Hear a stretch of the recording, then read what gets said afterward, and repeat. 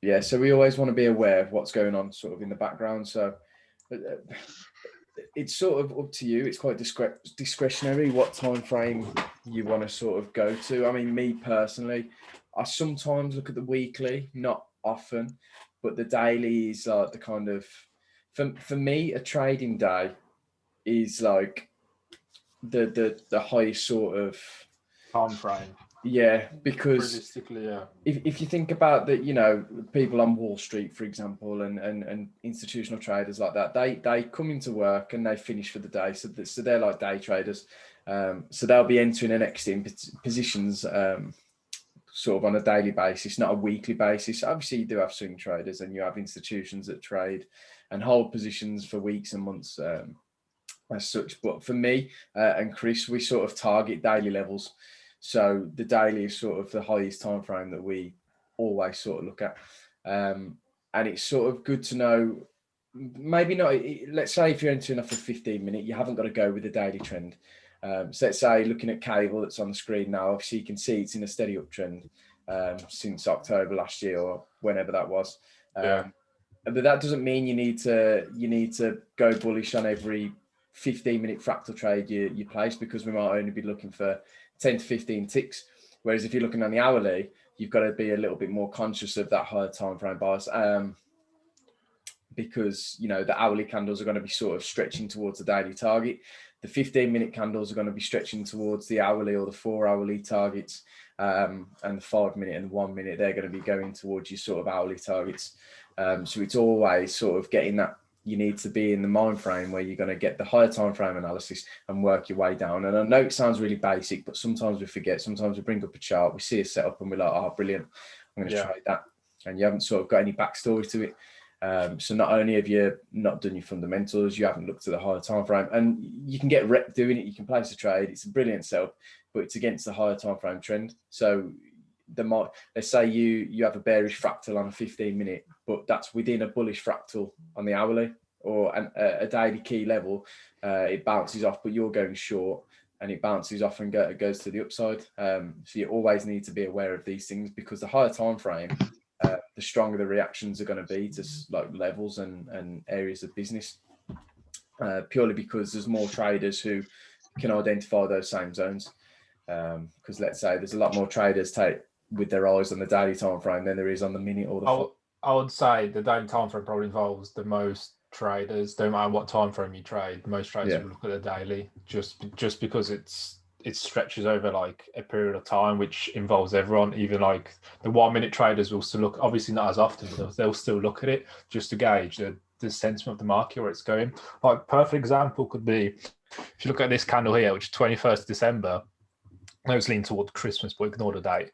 Look how low that candle's climbed. And if you're a trader, let's say in 15-minute, you'd see this, and there would be no other price action area for about 14th to 21st. So for a week, so price action hasn't been there for a week. So you're thinking, okay, this is a very strong bearish signal, so I'm going to enter when it comes back up and go bearish. But if you had to look on a daily time frame, you can see there's a clear fractal forming there. So price broke below there and it's come back up, and then it's took out all the sell side liquidity. So this has actually moved to the upside, and when it comes back here, it's just picking up that liquidity again. So this is actually the D1 time for the D1 bias for this, is in a complete opposite direction to what you're trading, because it's formed the same fractal pattern we trade intraday on the D1 time frame, which is going to involve many more orders, because there's on the D1 there's obviously going to be more orders, and it's going to form a stronger pattern. So you literally would have got stopped out the same day, because it's such a strong pattern to go to the upside. And the same thing can happen with engulfing candles or pin bars, or what else is there?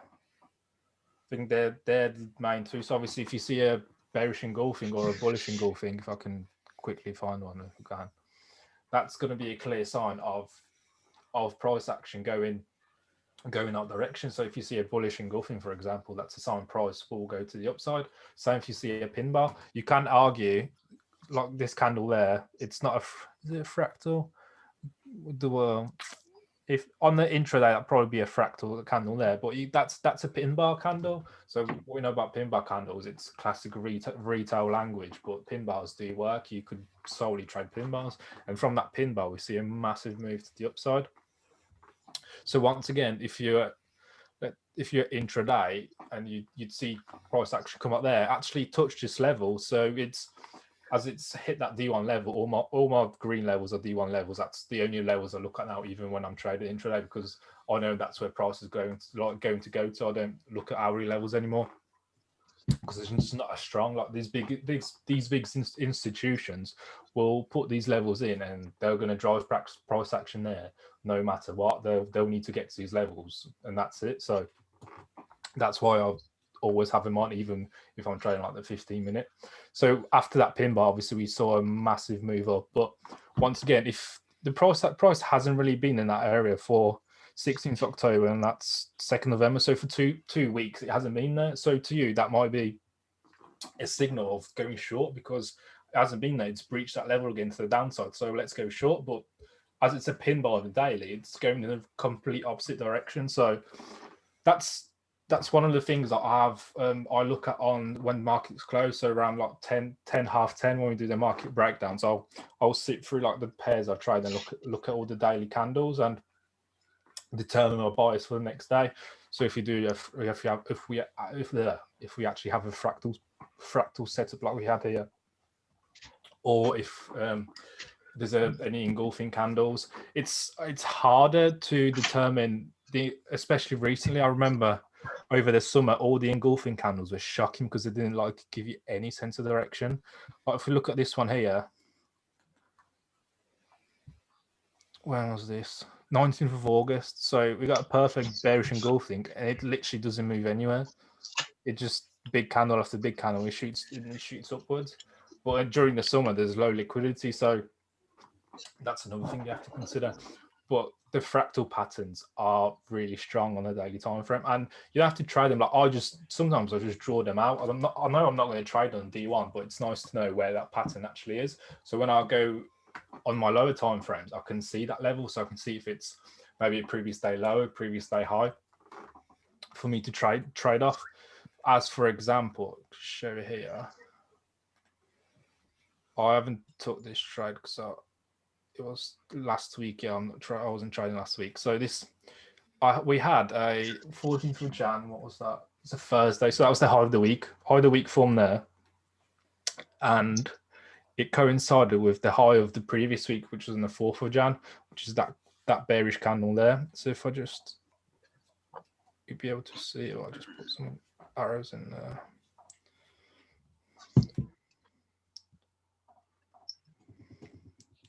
So if you go in the hourly now,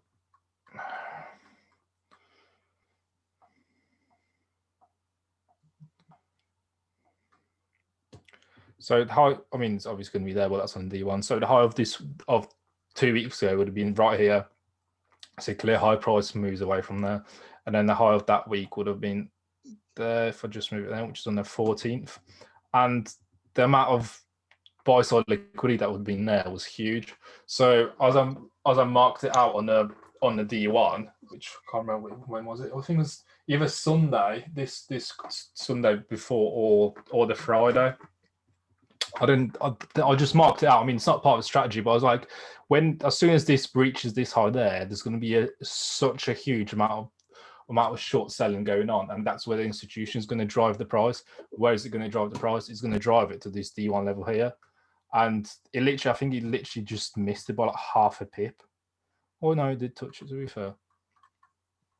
Well, that just goes to show you once these D1 levels are breached, and once these highs and bottoms are sometimes breached, the price is just going to drive. Well, it's not going to drive itself, but the institution is going to drive the price behind it.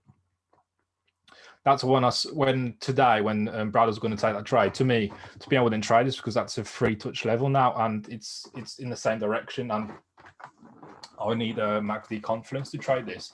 But I mean, it's still a good trade. It's still an SFP that's formed, and there was still obviously loads of buy side liquidity left in there. So as soon as we broke that high, all the stops would have been taken, and it's sure perfect run, even further than the FTA. So it was a beautiful trade. I don't know if I can show you any more examples.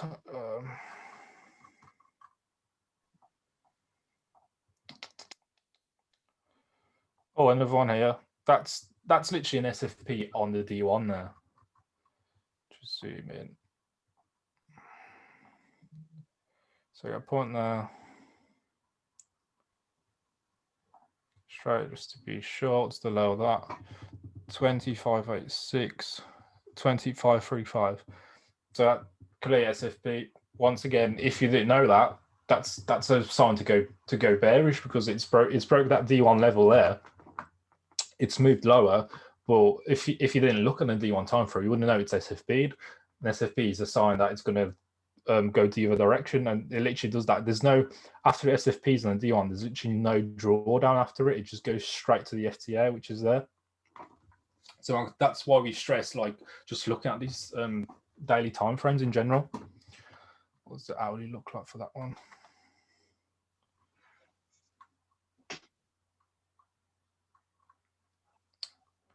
Oh, that's another one, to be fair. So this is just a fractal trade, but I've got I've left my separate, so my daily separate. So this is the daily close here, 10 o'clock, and then the daily close the next day, which you can do in your settings. I'll have to find it because I can't remember how I did it now. But this was a strong confluence for a fractal as well, as you've seen. High of last week happened on a Thursday, which similarly had the high of the week for the pound dollar happened on the Thursday as well. And normally they do follow like the same pattern. So as soon as we got this high of the week, loads of demand up there. So as soon as it comes back up there, we know people are going to be trying to buy on the break. But what do we know about institutional price action? It will go the other way. So as soon as it hits this demand side liquidity, it's literally drawdown for what, 2 candles, and it goes straight into profit, straight into that D1 level.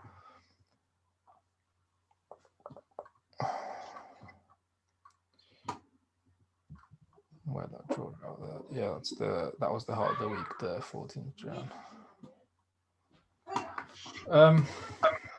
I don't. Have you got any questions on that so far? No, I mean, you just basically said, well, cleared things up, because I don't really like having a messy chart, and I'm having too many levels on it. So I think I might try and give the day levels a go.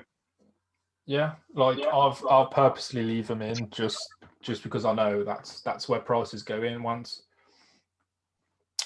it's it can stall at the level, or it can bounce straight off it. It just depends. Like some pairs, it's either EJ or GJ, like just bounces off levels straight away. Yeah, EJ. Yeah, look at that there. 126. Yeah, it's these institutional levels. One I like to say, probably not, like when it goes to like 126 and 2s or something like that. But they're like 0s, 2s, 5s, and 8s are institutional levels. Like they just are. So institutions will look to drive price to those levels, and you do see it happen like all the time. But yeah, I've left hourly level now because I don't like. You have to redo hourly levels. I would say like every 2 weeks as well, because obviously the hourly candles change. And your D1 levels, like when I was showing you that just with franc Japanese yen one, like that, I literally can't remember with the last time I looked at the chart, but that D1 level still stood because you saw price action just stalled and it didn't move anywhere. So it takes a lot for a D1 level to be invalidated, because as I said, most of the traders will look at that D1 level like at any given period of time, whether they trade it or whether they just look at it to gain the direction of the market. And this year, especially, these D1 levels will become strong as all the economies start recovering, and this the direction of these currencies and these economies are just going to work together. So it'll be much more clear to actually see any bounces or any potential like rejections. Like we haven't seen 137s in pound dollar. Is it 137 ones or 137? This level there is the highest it's been since like 2018 sometime. So like that's where there's no D1 level there, because I just haven't gone that far back in price action to actually like draw it on. But I'll have to draw it on at some time. Chris, what to you? What invalidates a level to you? What? I mean, So obviously. Sorry, Karen. If price action came into it, let's say the last, I can't give you like a specific figure, but on a D1 level, if price action just moved into it and it just completely ignored it and there's no reaction, like at least like 2 or 3 times in a row. So if I have a bullish candle going through the level and then a bearish candle go through a level and then it comes back up and there's literally no reaction, so it either shoots from the level again, just stops before the level and just moves off, then to me that level's invalidated. But that doesn't mean the level hasn't moved like a few pips up or a few pips down. The area will still be a high liquidity area, but it might have moved like hovered a few pips either way. So it is very discretionary. So I'd say, but like D1 levels do stick around for a long time anyway, and it will take a lot for these levels to be invalidated, simply because like people don't change, people continue doing the same thing. So if some things work in the past, they'll still do it. That's what just happens, because most traders are old anyway, so they don't like changing their things and they believe they're right. It's true. Do you think it will keep rising now that like there's a chance once our vaccine is released we could come out of lockdown and build the economy, and obviously dollars printing all that money? Is the pound going to be rising? Yeah, so like you saying on this QU chart, highs that haven't been hit since 2018. Yeah, on the pound dollar. Yeah, so most of the economies in the world are expected to recover quicker than the US, just because how shocking like the US have been with just Corona, and each state having different restrictions and all the cases they're having now. And we have done the most vaccinations out of anyone in Europe. So the chances of the pound climbing faster than the dollar are very possible. It just depends how far the actual central bank want the pound to climb against the dollar, because the higher it climbs, the more expensive our exports become. And as we leave the European Union, if we want to like sell something from our country to someone in America, that person in America is going to have to pay more for us to actually for us to sell it to them. So so they might be discouraged from buying things from Britain as the value of the pound rises. So what the central bank might want to do is actually intervene in the market themselves and just come in and start selling loads of pounds, because obviously they're going to have trillions of pounds in them they can sell. So they might start selling loads of pounds to actually bring it down again. But what they do, I'm not sure. I can just tell you what I know right now and what the news looks like. But they have said yesterday, I put it in the market breakdown, that they don't want to print more as much money now and let the market just let the market do it themselves. They don't want it the Fed doesn't want. Well, the Senate said they don't want the Fed to intervene in the market as much now and just let the dollar do what it's meant to do. But I remember reading that. Yeah, my outlook for the dollar is still for it to go even lower. I mean, it had a nice week last week where it came back up, but today it's just continue on this downtrend. But once again, strong level there. 1166s on the dollar index are quite strong for now. So to me, we're just going to see some price action there until there's further development of actually Biden putting things into practice. What else can we talk about? Market structure. Talk about how. Hold on, if I can. I spoke about it the other day. Breaking fractals instead of swing points can be sort of an early indication as to a trend coming to a close, and that's how we look for fractals. Do you know what I'm on about? No. Okay. 2 seconds then. I mean, if I see it, I might, but from you talking about it. Earlier,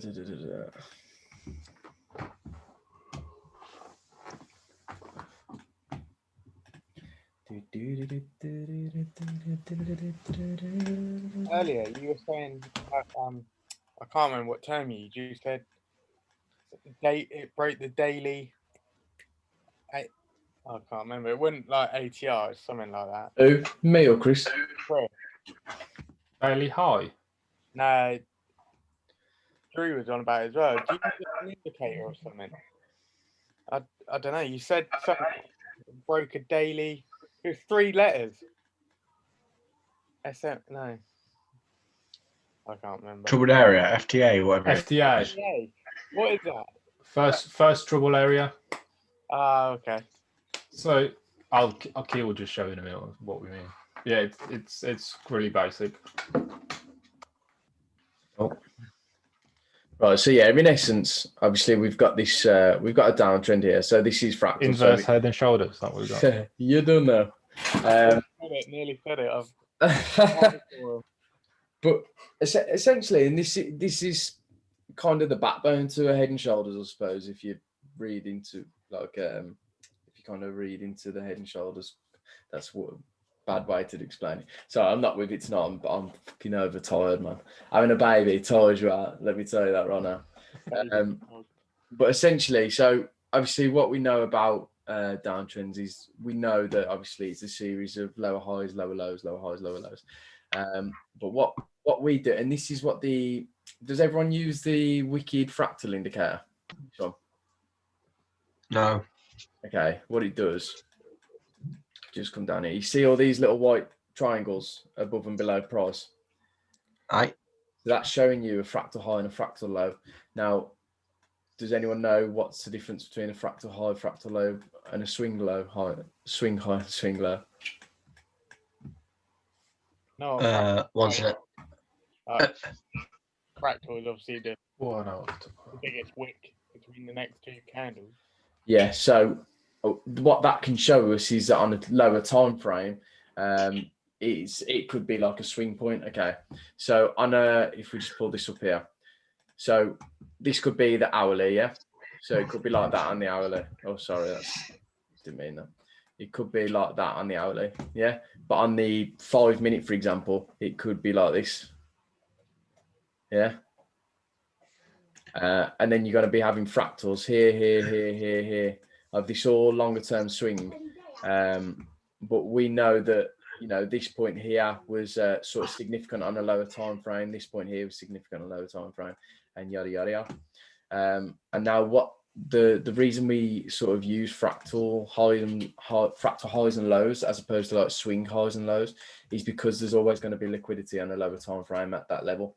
Obviously, you're not going to be trading sort of fractals on a 1 minute on the hourly time frame, but we know that there's significance, okay, in those highs and lows. So, like I say, we're coming down in a downtrend, yeah, making low highs, lower lows.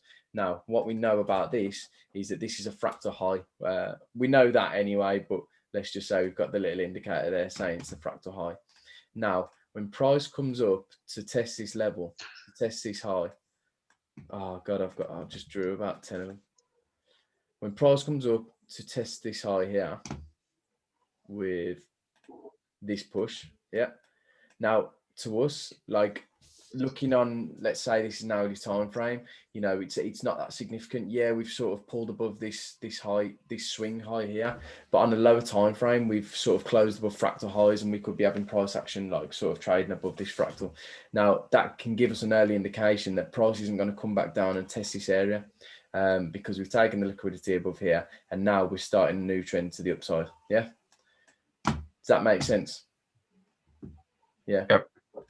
So what you want to be looking for when you're looking for, I mean, if you're setting orders, it's difficult to kind of predict price action. But if we're looking at trends, if we study in the way that they act and looking on a higher time frame, if we know that if you're trading levels, let's get rid of some of these so it looks more realistic. Right, so if we're trading levels here, we know that we've got a decent level there. So we broke above it. We broke that fractal. We're sort of above that now. So you might feel, okay, we've been in a downtrend for the past, I don't know, 2 weeks. Yeah. So we've been falling for the past 2 weeks. I'm scared to sort of go long. I don't want to put a buy in here and go against the long-term trend. But what we know now is there's actually significance in this move because we've broken above the previous fractal high on the lower time frames and now on the hourly time frame as well, for example. So as we come back down to test this area of liquidity, yeah, obviously what you're going to see is you're going to see buyers come and step in the market because we are now changing direction of a trend. It's probably not the best line because let's bring it a bit higher, you know, let's bring a fib into it.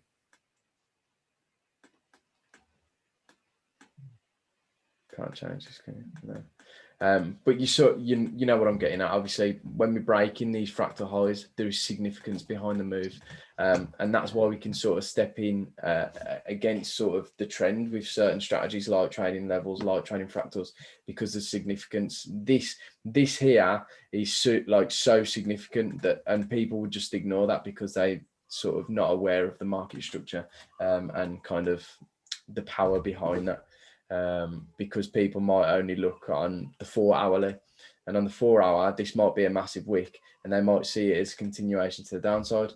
But on the hourly, obviously, we've got to close above, and we can look to pivot long off this level. But that's literally so you'll see it everywhere. Look, when you get that pattern in your head, it's not something you need to study forever. Like it's not difficult, but let me see if I can find an example. We want to change in trend. Okay, it's not a very good example. Good example.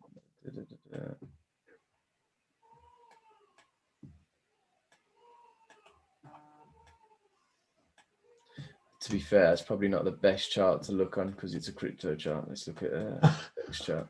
I haven't caught that. Right, so here, I'm just going to use a trend line just to identify the area I'm looking at.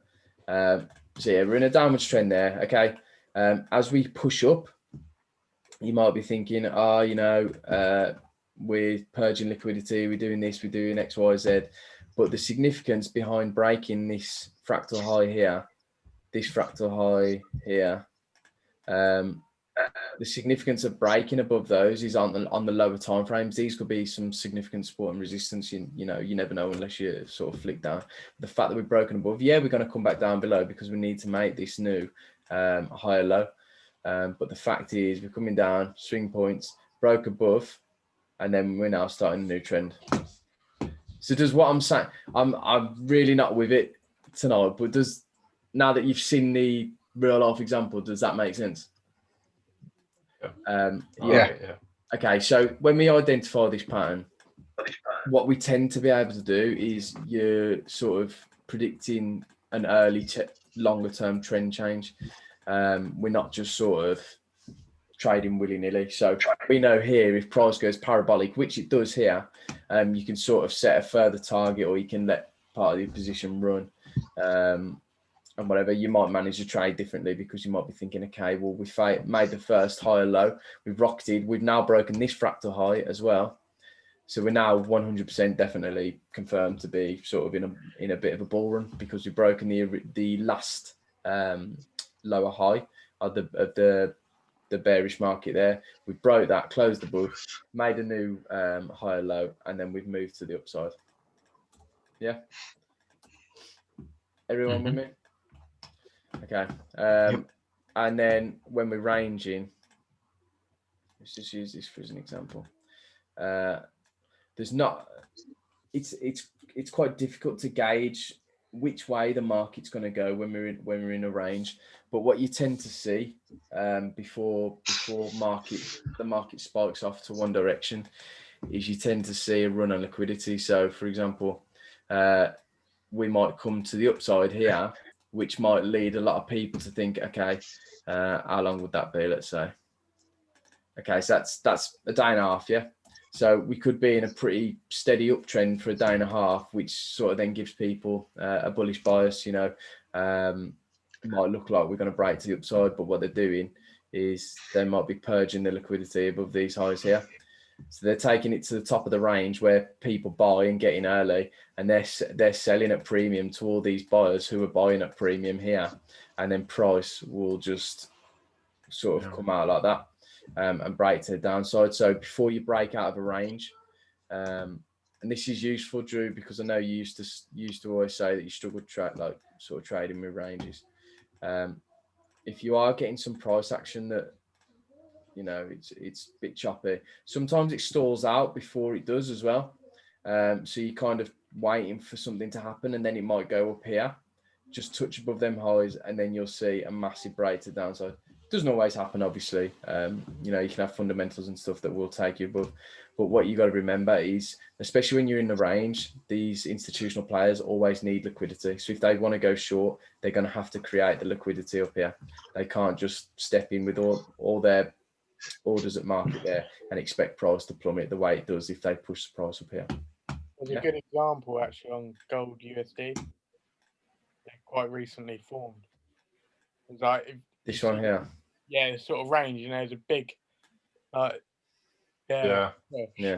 So that, in fairness, like that breaks out of the range to the downside to get the liquidity, which doesn't surprise me because we've got this low here. I just don't. Yeah. I actually continued my sort of range that I've marked out to the recent high, and it's sort of just broken out. Yeah. I don't know if it's going to drop again or what, but it's for me, that range is sort of with this, it's sort of validated. Yeah. So because we broke, it is a perfect example of what I've just said. We've had a run on liquidity there, and now we've broke to the other side. But what you might find, especially, I mean, it's difficult at the minute because things aren't moving quite so technical as we'd like. And because gold's like a sort of risk asset, you might just see just shit the way through the range again. But what you might see as well, or what you tend to see, is the top of the range or the bottom of the range will become support resistance. So this level here, you might have a rounded retest. Might look like it's returning back into the range, but it actually will bounce off to the upside. So market structure is different when you're trending and ranging, but there's only two types of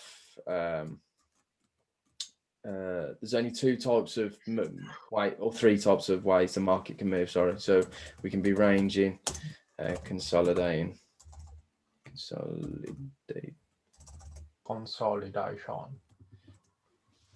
I can't even see my screen. Consolidation.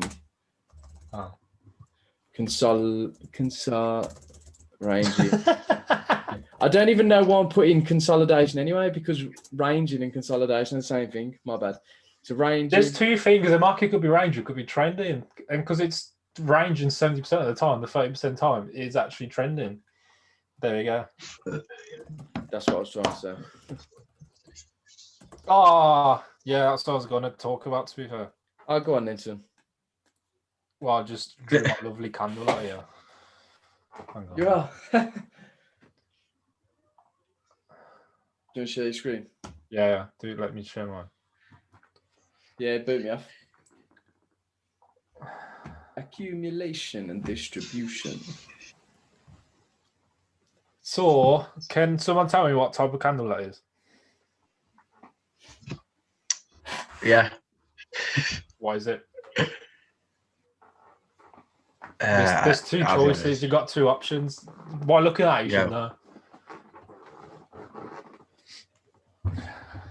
I know that's a different type of candle. That's the Japanese candles or whatever it is. Bullish candle or... Yeah. Is it a bullish or a bearish candle? Bullish. Yeah. Why is it bullish? That's bullish.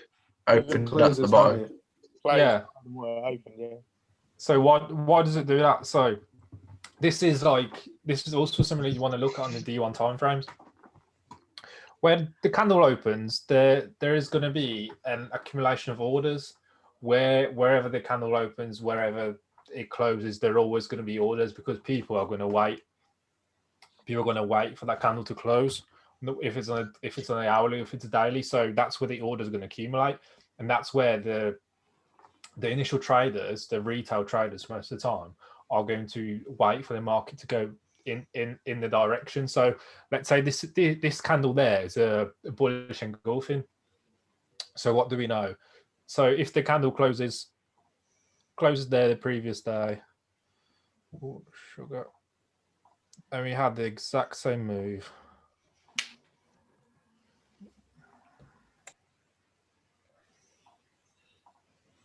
Well, this was the close. So now, what do we know about bullish engulfing? The price is going to move upwards, but before it moves upwards, it needs to take out all these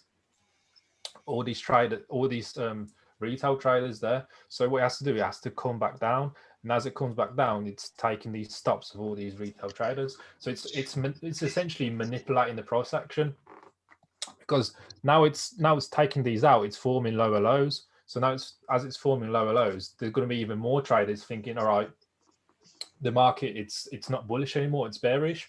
So they're going to start shorting. So once they start shorting, what are they creating? They're creating the liquidity for the big players to come in. And as they pick up these liquidity, what's going to happen? This is going to just shoot up.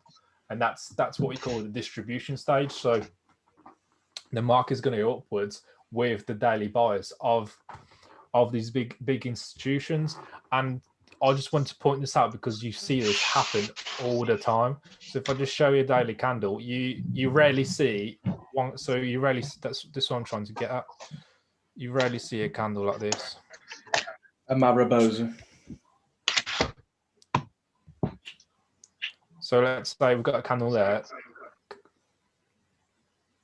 No wick whatsoever, going straight up. I mean, when there's strong fundamentals, you might see that, but I want to say 90% of the time, it will have to come back down here. Yeah. Just to take out all these traders that have gone in at the close and are waiting for this to move higher up.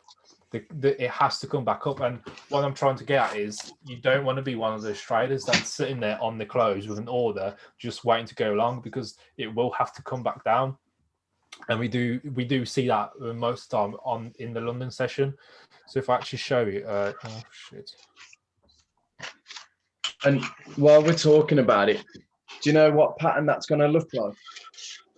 Exactly what I've just shown you, where we're going to be coming down, the market's going to be trending to the downside, and then we're going to break that fractal high, and then like Chris said, it's just going to fly. They've taken the liquidity, they've taken the stops that they wanted, and it's just going to fly to the other way, to the upside or to the downside.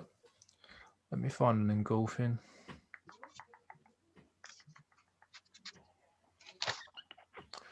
But I'm just like, even if you look at all these candles have wicks, if it's either to the upside or to the downside, because they need that liquidity. You need the liquidity. There's one there. The market. There's one here. So as I said, that's a clear bullish engulfing. So if you entered there with your stop literally like 2 ticks below, because the market's obviously going to move up. Look how far it comes. It comes a third into the previous day's candle. Why does it do that? Because it has to pick up the liquidity. So yeah, this is a sign of the market going in the bullish direction, but it has to come back down the next day to pick up that liquidity. And then what we see this candle right there going further up, and it happens all the time. Let me try and find another example. Oh, look at the wicks on them ones. You literally, once you see it, there's going to be wicks on every single candle. You just don't want to go into the next day thinking, okay, my bias for the market is obviously clear bullish market, and the first thing you see when you open your charts in the morning is it going bearish. When you see that, that's a good sign, because the market needs to accumulate those orders and then manipulate all those retail traders into thinking the trend's actually now a downtrend, when it's not a downtrend, because all it's doing is it's just picking up these, it's just dragging these traders with them. So the price action is just dragging these breakout traders to the downside, and these traders who are buying back the long positions. It has to do that to drive the market in where it wants to go. Let's see if we can find like an hourly example.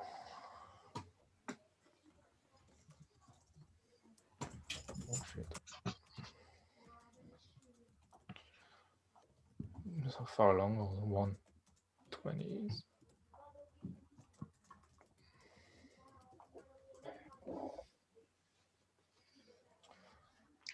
Could that be one there? Yeah, even here. So this was last night. So last night, to what 10 a.m. this morning, 7. Yeah, so it's till London Open. So the general, obviously, you don't see the Asian session anyway. But if you woke up and you see, the market's clearly moving higher. So from there, it's clearly moving higher. But what was it doing that to accumulate the orders? It's moving it higher straight into this fractal there. So as soon as it hits there, I know it stays there for a while, but it's picked up that liquidity just to shoot to the downside. But if you open the chart and the first thing you saw was this, you're like, oh, the euro is obviously stronger than the dollar today, so I'm going to long it. But if you didn't know, what the D1 time frame looks like, or you didn't know what it has to do before it goes down, then you'd stay in the long position and you'd lose money straight away as it just shoots through the stops right there. Where's it I want to talk about? So it's middle of New York. Same thing happened here. I know it's not like a clear fractal, but from New York on the 12th, from New York session, market clearly moves up. And as day end, it comes in the London session and 7 a.m. exact same time as today, 7 a.m. market makes the high of the day and then just shoots lower as well. Why is it doing that? Because it needs to accumulate those orders. It's a very like simple concept, but it's very powerful because you will see it all the time. You'll see it everywhere. It's just the liquidity just needs to be picked up, and it will be picked up. It just depends when it is, and most of the time you do see it in the London Open. So what you don't want is you want to go in the mindset. So let's say on tonight you look at the market thinking, all right, there's a big bullish engulfing on cable, let's say. So you wake up tomorrow morning and you look at cable and it's going to the downside. It's like 20 ticks from where you saw it the day before. So your mindset changes because you think, oh, it's obviously in the bearish downtrend now, so I'm going to go bearish. But just remember, all it's doing is it's accumulating those orders. If your bias is bullish, stick with your bias and just wait for that point to be hit, which it's harder to actually spot where it's going to turn, but sometimes it does literally happen in the like the beginning of London session. I showed you 2 examples then when it happens at 7 a.m, which is literally just the start of the London session. But what you find is most of these will happen between like 7 and 11 a.m, where it's either going to hit the high of the day or the low of the day, and from then on it's just going to move in one the other direction, because that's when the institutions are going to drive the price. Does that make sense? Yeah. I will send you some more examples anyway, because it can be quite hard to understand at first, but the concept is really simple. Well, anything else? The exact same thing happens here. I know it happens like at night anyway, but it's still towards the end of the day, you think, oh, it's going to obviously hit those highs again. But what it's doing, it's accumulating those orders. So as it comes there, it hits the high of the day, literally like 1 a.m. So yeah, 1 a.m. it just shoots down again. And the same thing will happen like on the downside to go bullish as well. Can't see an example.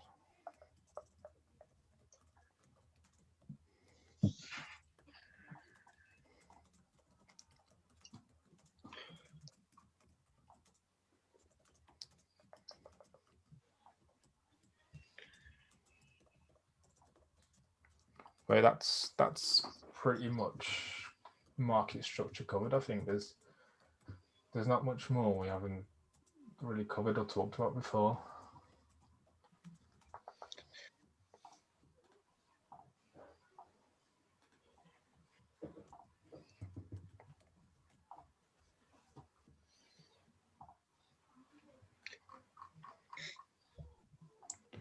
So, any more questions on anything or?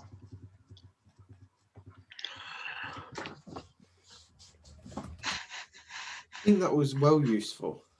Because I'm glad. It's recorded anyway, so you can look back on it if you need. It's very simple stuff, isn't it? Yeah. It's people don't talk about it a lot, but like the accumulation, manipulation, like they're just looking at the candle itself. You can just get a lot out of just looking at it, basically. Yeah, I think the other one was looking at your overall, like the daily bias. Yeah, daily bias. Yeah, There'll be sometimes I go back through my back tests and I'll look at it and I've gone completely against like 10 days worth of uptrend, and I've gone, no, it's going down. When you back test it, like I've done it a lot of times. Is when I'm back testing, I literally just play through price action, just looking for like one thing without taking like the bigger picture into my head. So I'll do it really fast and just try and get it like as many as I can. But like recently, I've just really slowed it down. I mean, it takes me much longer to like process like 5 trades, but the information I get on that is much more useful now because I do look at all the time frames and really take into account how I'd do it live.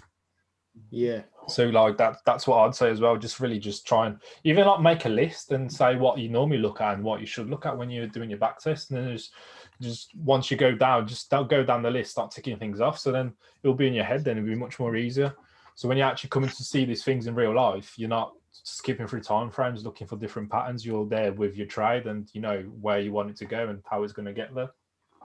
I was going to say something else. Yeah, carry on. At what point? Sorry, do you know when you're back testing? Well, when you first started, you were back testing. How long was it until you went like to trade live? What made you trade live? If that makes sense. You start. So you back test, and then you start seeing the things you back tested on real charts in real time. Because there's like a difference between you obviously back test and you seeing it happen in real life. Because let's say you're back testing, you put you draw your P&L, so you essentially put the order in the market, and you leave the trade in there, and you see the outcome of it in that 2 seconds. But when you're actually doing it live, it can be hours or days sometimes before price action comes into your price, and then either hit your target, hit your stop, and you'll be sitting there looking at the candle thinking, oh, how's this candle behaving? And you might come back to your laptop in 10 minutes time and the candle's in a completely different position than where you left it in. But if you trust your strategy and the strategy is back tested, you'll just trust yourself more because you have seen it happen. So you'll sit there and you'll be like, okay, I know where I want it to go, so I'm more confident that it will get there because you have seen it in your back test. But then that's where your demo comes in then. So you'll be more confident, like actually leaving your strategy to do its thing, even though it's not going to be 10 seconds before you see the outcome. It might be hours or days, as I just said. Yeah. So when do you think, is there like a point where I think, bang, I'm ready? You like, it's like never feel ready. It's different for different people, but I feel like there is a point where people just switch, like, yeah, like I can do this now. But that will come from yourself. Like that won't come from like us two. I'm still waiting for that moment. I'm still scared entering trades, but you're always out. What you might find, Jake, is like place live trades on a demo account, and then if you can, try save up a bit of money that you wouldn't mind losing. Yeah. And then that's when like. But the thing is, right, if you say even if you put 100 quid into an account, you won't see a lot of movement. You won't see a lot of profit. You won't be driving a Lamborghini next week. Right? And then when the losses start coming, you start only like risking 1%, and you hit take profit, and you've made. I mean, yeah, the quid. It's like the psychology between backtesting, demoing, and then trading live is all like 3 different things, man. And then you always like struggle to keep yourself. I don't know what the word is for it, just to like keep them separate. But it'll come down to you at the end of the day. So you feel like you'll feel ready because you know you trust your strategy and you see it happen in real life. And when you actually see it for yourself, you will trust it. Do you place any demo trades at all? No, not yet, because I've just been back testing. Get on it. If you've got a little strategy that you back test, try a couple demo trades. There's literally no harm in doing that, and you'll learn. Yeah. And I'll tell you what, you end up watching each candle, and like I did today, I went from one bullish candle, and I was like, no, I'm out. Yeah, exactly. But that's the suspense of it, and you can be sat there for 5 hours, and that was just 5 candles, like, and prices got 10 ticks, so it will happen. But at the start, like it's exciting because like, oh, I know what's going to happen here, and then it hits TP, and you feel like you're going to get a Lambo like next year. If I hit TP, honestly, I'm in the best mood ever. Like, look, did I tell you? I hit TP. Yeah, then you just got to keep a straight face when the day shit itself and you lose 5k in about 2 seconds. I've had a lot of that lately. A lot of stop losses. I think everyone has, mate. To be honest. Oh yeah, everyone goes through periods. Yeah. There's a trader we watch called OCT, and I think Chris mentioned him the other day. He's been trading 28 years, and I was watching his video. Well, I was listening to his video, one of his YouTube videos earlier when I was walking Nala, and he says in his 28 years, he can't remember a time that was so difficult, difficult to trade. And he says obviously you still made money this year, like he's still made a lot of money, but like difficulty wise, it's been a hell of a lot harder. And if you, for me, I think if you learn in this environment and you learn to manage your risk because you have to, you're going to be such a talented trader. If you learn all the right ways, the only thing that's going to be harder is like battling with your psychology, because you might be learning things that aren't as conducive at the minute. So your strike rate might be lower and you might think, oh, fuck this, I'm not doing this. And then next year, that same strategy could have a 20% increase in win rate. Yeah, it can be winning 20 trades in a row. But yeah, like Dante, he was talking on Twitter the other day. He's got depression and stuff, and now I don't know if like you don't know if trading's had an influence on that sort of thing.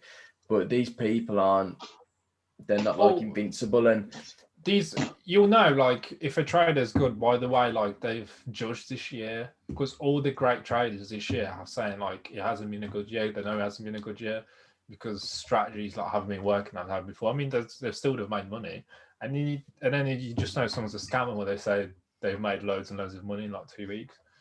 You just went long in a massive trend which I haven't seen in 20 years. Shit. What are you going to do next year? Lose it all? So it's true. Well, yeah, I've always looked at this year just being a massive like learning opportunity, because the chances are we're not going to see like something to this scale in a long, long time. I mean, touch wood anyway. Yeah, let's hope. What day is it? Wednesday. All right.